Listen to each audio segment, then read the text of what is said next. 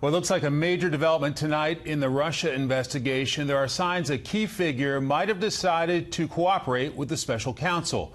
Chief Washington correspondent James Rosen has details. Fox News has confirmed that Robert Kellner, the lawyer for former White House National Security Advisor Michael Flynn, has contacted several attorneys engaged with the special counsel, including those representing President Trump, to tell them, as was first reported in the New York Times, that Flynn's legal team can no longer share information with those counsel, a step widely interpreted to mean that Flynn, while not yet facing any formal accusation of wrongdoing, is ready to cooperate with prosecutors. He also has his son being investigated, and this may be one of the situations where a father will want to save his son. I mean, when you look at Flynn's potential charges, that he failed to register as a foreign agent, that he didn't claim money that he received from Russian entities, I mean, he certainly has some issues. Jay Sekulow, a member of the Trump legal team, said the prospect of Flynn entering a plea is not unexpected, and added no one should draw the conclusion that this means anything about General Flynn cooperating against the president. Mike Flynn is a fine person. Indeed, the Trump team believes any charges against Flynn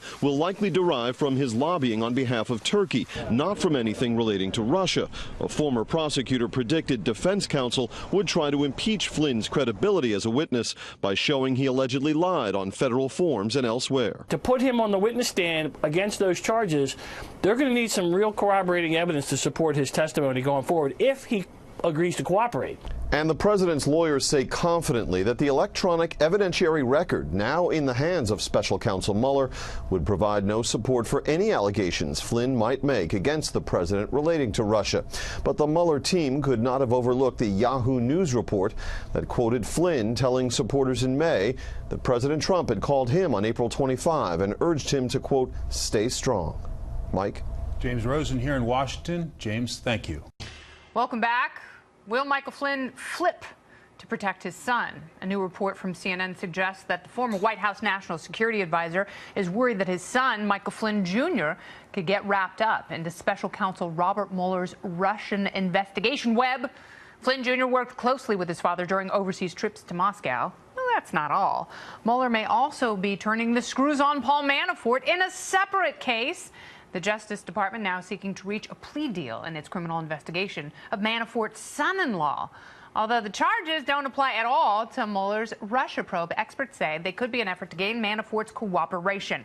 Is Mueller playing dirty, or is this actually a wise tactic? Joining me now, Fox News senior judicial analyst, Judge Andrew Napolitano. Welcome back, Judge. Oh, it's good to be with you.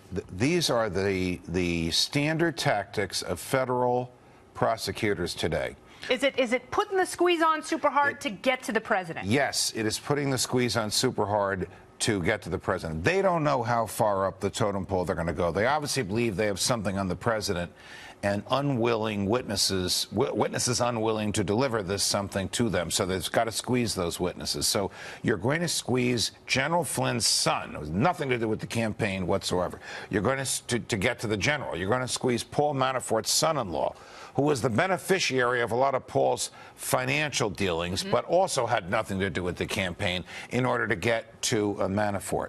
And then you're going to leak to CNN the likely and probable existence of a coming indictment, which is so strong it will blow everybody away. You're not supposed to leak this stuff. Yeah. Best leakers in the world?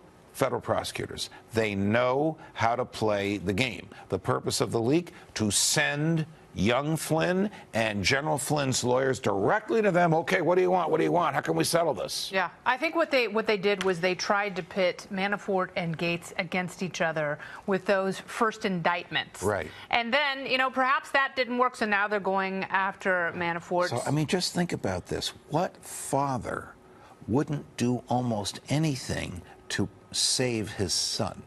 Well, are they going to go after Don Jr. next? Yes. Yes. Now, that father has the power to save the son. There'll be tremendous political fallout, but he has the power.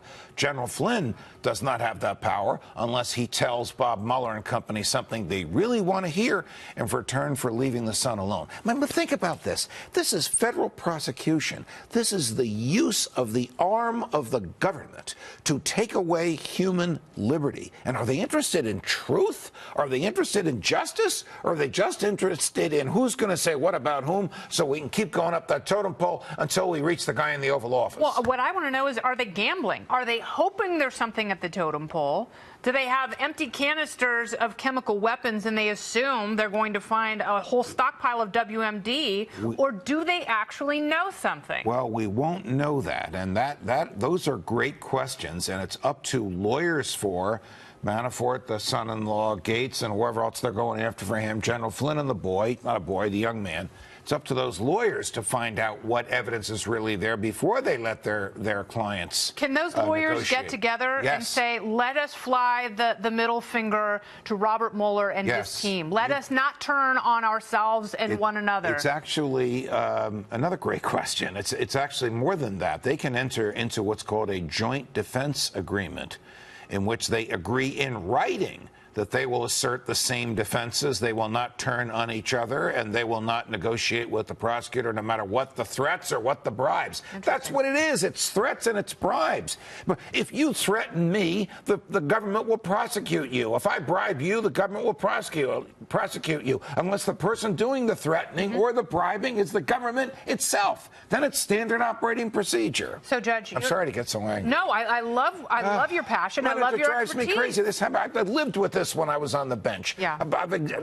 Talk about it almost every day. Now we see being used against the President of the United States. Whatever you think of his politics and his personality, he's the lawful elected President of the United States. And this is going to what? Prevent him from doing his job? Dislodge him from office?